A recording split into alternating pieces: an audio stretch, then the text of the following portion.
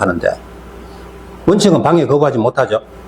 근데 정당한 사유 없이는 방해 거부하지 못한다는 건 정당한 사유가 있으면 방해 거부할 수 있죠.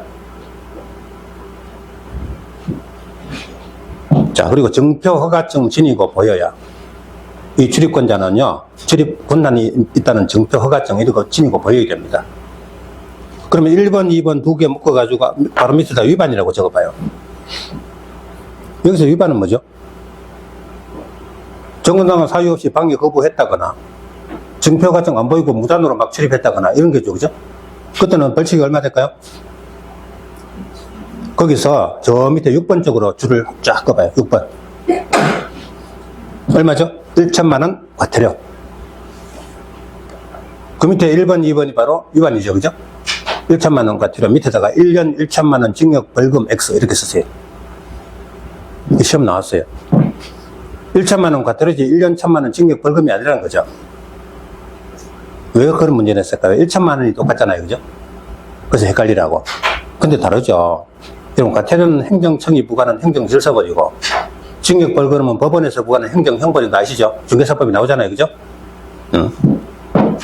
그래서 똑같이 1천만 원이지만 내용은 다르다. 틀렸다. 자, 바로 위에 5번 갑니다. 손실보상. 그럼 손해배상하고 손실보상이 어떤 차이가 있어요? 행정처, 여기 있는 행정청 아니면 시행자 이런 자들의 적법행위로 개인이 입은 피해는 손실, 갚아주는 건 보상. 위법행위로 개인이 입은 피해는 손해, 갚아주는 건 배상. 손실보상, 손해배상입니다. 그렇죠? 자, 그러면 예를 들어서 적법하게 사과나무를 몇 그루 베내고 담장을 밀었다. 그럼 이거 뭐죠? 적법행위를 한 거죠. 손실, 갚아주는 건 보상.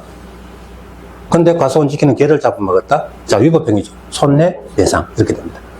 근데요, 민법에는 손해배상 얘기 계속 나오죠. 공법에는 손실보상 얘기만 나옵니다. 그죠? 네. 자, 그럼 손실보상은 누가 합니까? 행위자가 속한 행정청, 그리고 시행자, 이자가 손실보상.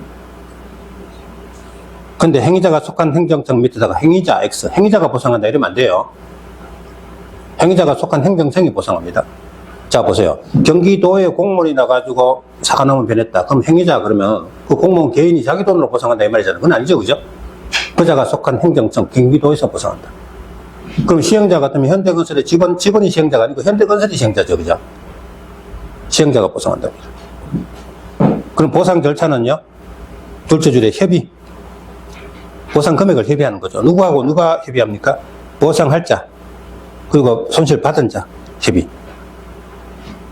근데 보상할 자가 누굽니까? 행위자가 속한 행정청이죠. 그 밑에다 행위자 X. 그래, 과거 시험에 한 20몇 년 전에 시험에요.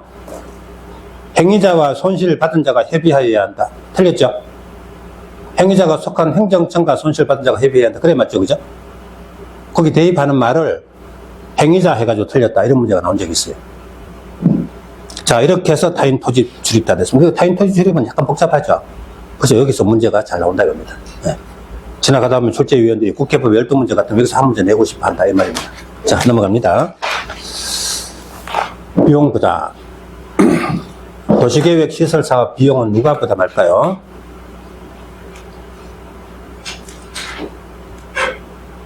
아까 왜 문제가, 그죠?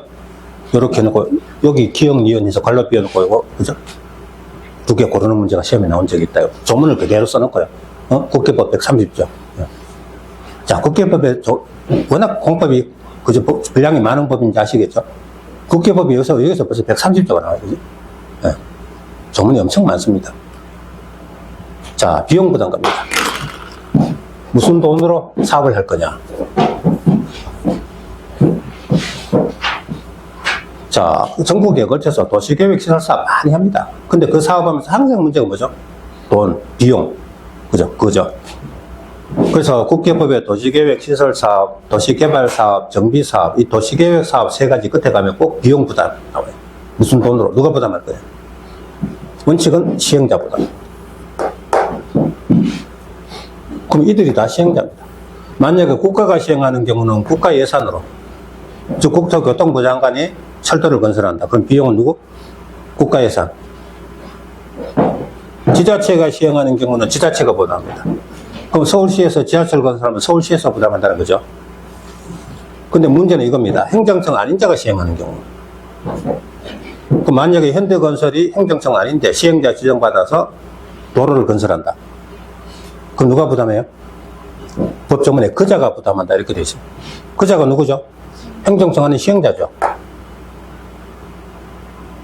근데 21회 때는 이렇게 맞는 걸로 시험 났고요.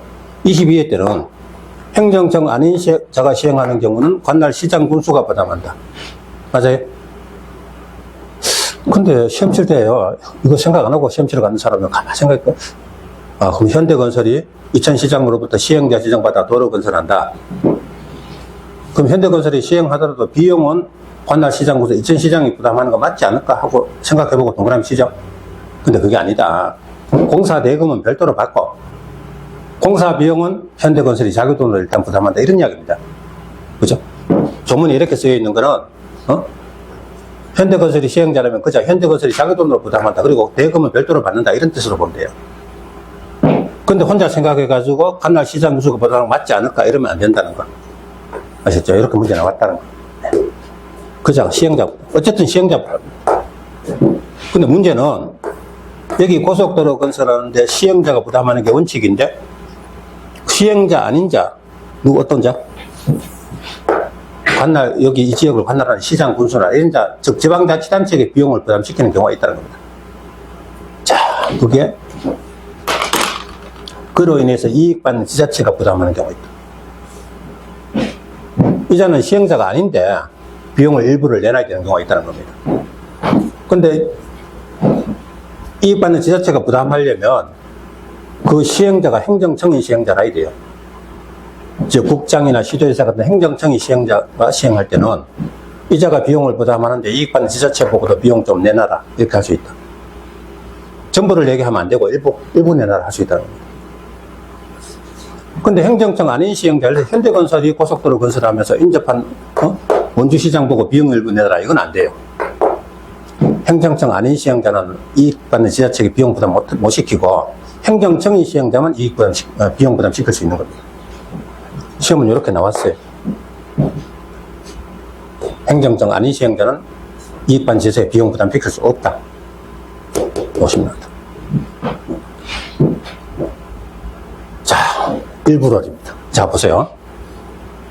국토교통부 장관이 서울에서 강릉까지 KTX 경강선, 그죠?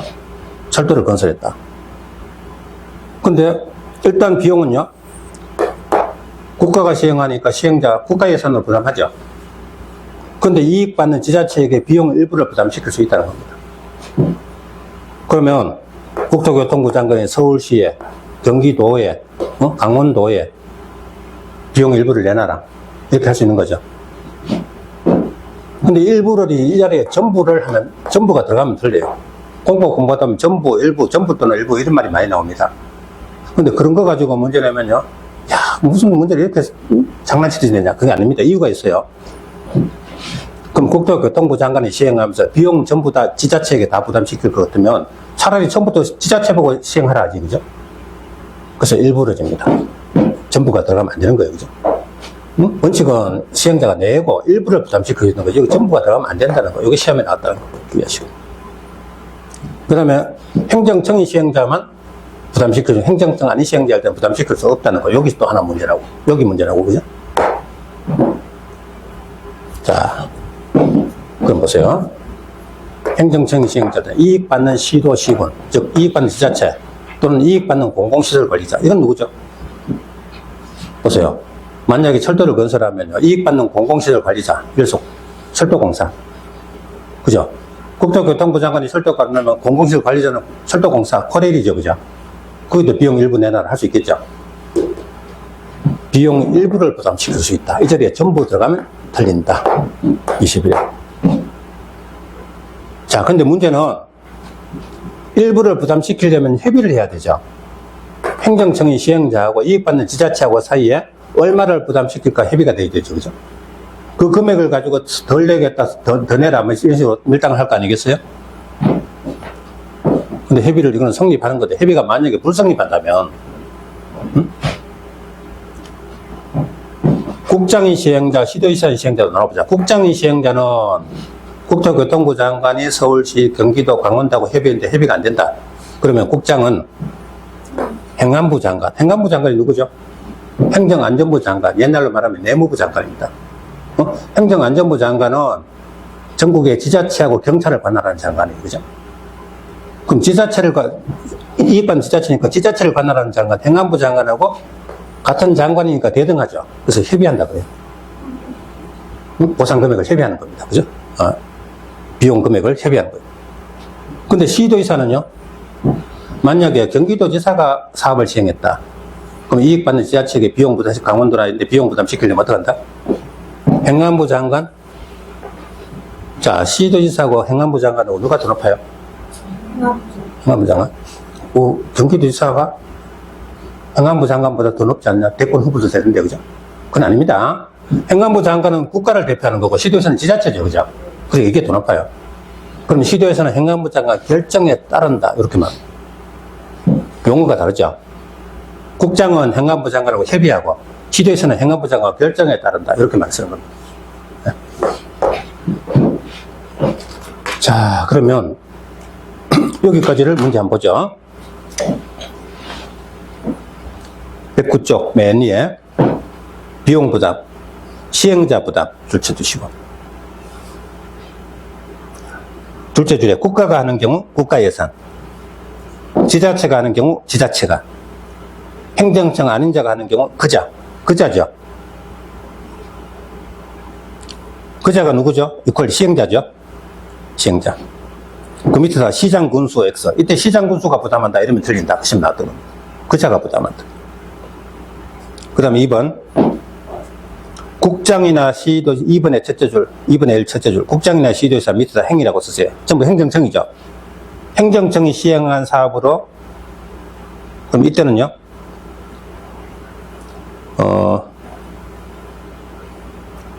거기 셋째 줄에요. 비용 일부 동그라미. 일부죠. 여기다 전부 X. 일부를 이익 받는 시도, 시군에 부담시킬 수 있다. 밑줄 쫙 끄세요. 시도, 시군이면 지자체잖아요. 그죠? 이익 받는 지자체에게 비용 부담시킬 수 있다. 그때 시행자가 국장이라면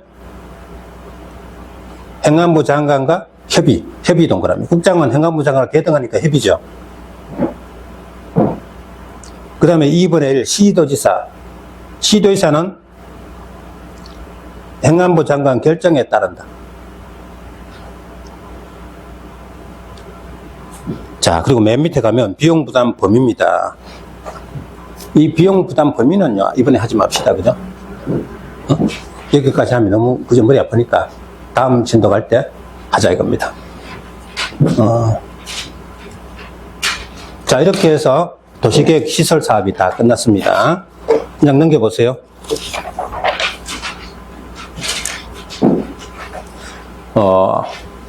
여기서 생략했던 거는, 안 하는 게 아니고 다음 주에 하니까 복습하실 때는 그거는 보지 마시고 수업 전에 언급한 것만 보세요. 예. 자, 그리고 관리계획 3번이 기반시설, 도시계획시설, 도시계획시설 사업 보셨어요. 그럼 관리계획 4번이 뭐죠? 도시개발사업계획, 정비사업계획. 그거 두 개 계획은, 자, 개발사업계획, 정비사업계획은 국회법 끝나고 나면 도시개발법, 도시및 주거환경 정비법에서 각각 법으로 다룬다 이겁니다. 그럼 관리계획 5번이 뭡니까? 지구단위 계획구역, 지구단위 계획. 결국 이래요. 관리계획 1번, 2번은 지역지구 구역 지정하고 행위자라는 거고, 뭐 하지 마라, 이런 거고. 관리계획 3번, 4번은 사업하기 위한 계획이죠. 그죠? 도시계획 시설사업, 도시개발사업, 정비사업. 그럼 서울시장이, 지방자치단체, 서울시장이 서울시 행정을 할 때 필요한 게 뭐죠? 1번, 2번은 해가지고 뭐 하지 마라, 행위자 내에서 위반하면 처벌하고 이런 거고. 3번, 4번은 각종 사업에서 시민들 사유적 공간들을 만드는 거고, 그죠? 그러니까요, 사실은 저 지방의원이나 여기 바로 옆에 보니까 이제 지방선거 한다고 들어온다 그러잖아요, 그죠? 그럼 저런 사람들 하려면 부동산 공부하고 와야 돼요. 맞죠? 이런 거 하나도 모르고 그저 가서 지방의원 가서 소리만 꽉꽉 지르고 이러면 안 되죠? 그죠? 뭘 알아야 지방의원을 해도 할까 이겠어요? 예. 그래서 이런 걸 알아놓으면은, 할 일이 진짜 많이 생긴다, 이런 이야기죠. 자, 관리계획 5번이 뭡니까? 지구단위 계획. 지구단위 계획은 도시 설계입니다. 보세요. 서울 시내 어떤 동네든 도로, 가구, 획지, 이 동네에 들어올 수 있는 건축물, 용도, 맨 처음에 개발할 때 도시 설계가 필요하죠. 그럼 민간기업, 만약에 대우건설이 이 동네에 아파트 500세대 짓는다면 이 대우건설이 이 동네를 설계합니까? 그건 말이 안 되죠. 그죠? 이런 개발 가능성 있는 동네를 서울시장이 도시관리계획 5번 결정해서 지구단위 계획구역이라고 지정합니다. 그리고 결정한 날로부터 3년 이내에 도시관리계획 5번 결정해서 지구단위 계획을 수립해요. 그럼 지구단위 계획으로 이 동네 설계를 다 해놓는 겁니다. 그럼 이 동네 민간개발자는 지구단위 계획에 따라 개발해야 한다. 위반하면 2년 2천만 원 징역 벌금. 그러면 어떤 동네든 서울시내 어떤 동네든 전부 서울시에서 설계하는 거지. 지구단위 계획을 하는 거지. 민간개발자가 자기가 설계하는 게 아니다. 그죠? 그죠? 그럼 중개업자는 지구단위 계획이 굉장히 중요하죠. 그럼 지구단위 계획으로 정해져 버리면요. 원래 법령에 정해진 이 지역의 건축 제한, 건폐율, 용적률하고 다르게 지구단위 계획을 정하는 겁니다. 그럼 이때 지구단위 계획은 법령에 대해서 일종의 특별법 역할을 하는 거예요. 그죠?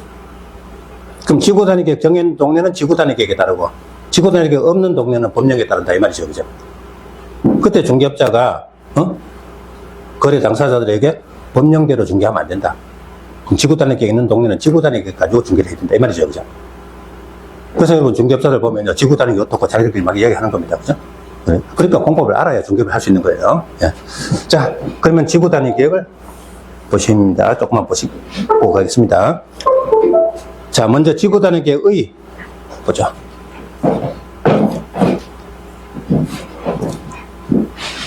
관리계획 5번요. 일단 지구단위 계획은 도시관리계획, 잠깐 보세요. 도시관리계획이죠. 관리계획 5번. 지구단위 계획 구역 지정이든 지구단위 계획이든 전부 도시관리계획입니다. 근데 도시관리계획은 왜 합니까? 도시 설계 왜 해요? 그 동네 토지 이용을 합리화하자, 기능 증진하자, 미관 개선하자, 양호한 환경 확보하자. 자, 지구단위 계획 도시 설계 안 하고 그냥 막 개발하는 것보다는 지구단위 계획 가지고 그거 맞춰 계획적으로 설계하면 이런 효과를 거둘 수 있다는 거죠. 그래서 이거는 뭐 시험에 나오더라도 틀린 건 안 나오니까 첫 자만 동그라미, 토, 기, 미, 양. 토기, 미양으로 그냥 동그라미 쳐나가면서 읽으시면 돼요. 그럼 여러분 모의고사 같은 거 칠 때는 토기, 미, 양 동그라미에서 봤던 거네 하고서 넘어가. 다 읽을 필요도 없고요. 근데 이 지구단위 계획은 어디에 대해서 합니까? 만약에 서울시의 도시기본계획 같으면 서울시 전체를 대상으로 도시기본계획 만들죠. 근데 지구단위 계획은요, 서울시 어느 동네, 그죠? 서울시 전체를 대상으로 지구단위 계획 아니고 어떤 개발되는 동네, 이 동네를 기준으로 하죠. 그럼 앞에 있는 도시계획 수립 대상 지역, 이건 이 도시 전체입니다. 그럼 이 도시 전체로 볼 때는요, 여기 이 동네는 일부일 수밖에 없죠. 도시 기본계획 같으면 도시 전부를 대상으로 하지만 지구단위 계획은 어떤 동네 단위로 하잖아요. 그죠? 앞에 있는 이게 도시 전체다. 도시 전체로 볼 때 어느 동네는 일부일 수밖에 없다. 근데 이 자리에 만약에 전부가 들어가면 틀린다. 이게 시험에 나왔어요. 전부가 아니고 일부다. 여기서 시험 2번 나왔어요. 자, 그 다음 강동구 어느 동네에 법령에 우리 저 앞에 있었던 각 용도, 지역, 지구, 구역별로 행위장, 건축장 같은 거 정해져 있죠. 근데 이 동네 중에서 일부, 이 동네에 지구단위 계획을 법령하고 다르게 수립한다 이겁니다. 법령하고 금방과 다르게, 법령에서는 해당 지역의 건폐율 50%, 용적률 300% 이렇게 돼 있다 하더라도 지구단위 계획으로는 이거하고 다르게 정한다. 근데 다르게 정하면 보통 완화다, 강화다? 완화입니다. 완화하면 올라가요. 왜 그렇죠? 지구단위 하는 동네는 개발되는 동네죠. 그럼 좀 더 적극적으로 개발할 수 있도록 보통 법령에 정해진 건축자를 완화해서 올려줘요. 그럼 건폐율 70, 용적률을 400, 이런 식으로. 근데 이렇게 다르게 정하더라도 적어도 해당 지역의 특성은 고려하고 해야 돼요. 예를 들어서 이 동네가 일반 주거지역이면 완화하더라도 그래도 이것도 일반 주거지역에 그걸 맞게 하라는 거죠. 마음대로 막 정하면 안 된다는 거죠. 그죠? 법령하고 좀 다르게 하더라도 해당 지역의 특성에 맞도록 지구단위 계획을 설계한다. 당연한 이야기다. 맞는 거다. 자, 그리고요. 전국의 각 시장 군수가 지구 단위 계획을 수립하더라도 자기를 멋대로 수립해서는 안 되겠다. 그래서 기준은 중앙정부에서 정해줘야 되겠다. 계획의 기준은 국장이 정한다. 늘 듣던 말이죠. 지구 단위 계획도 도시관리 계획이잖아요. 그죠? 계획의 기준은 국장이 정한다.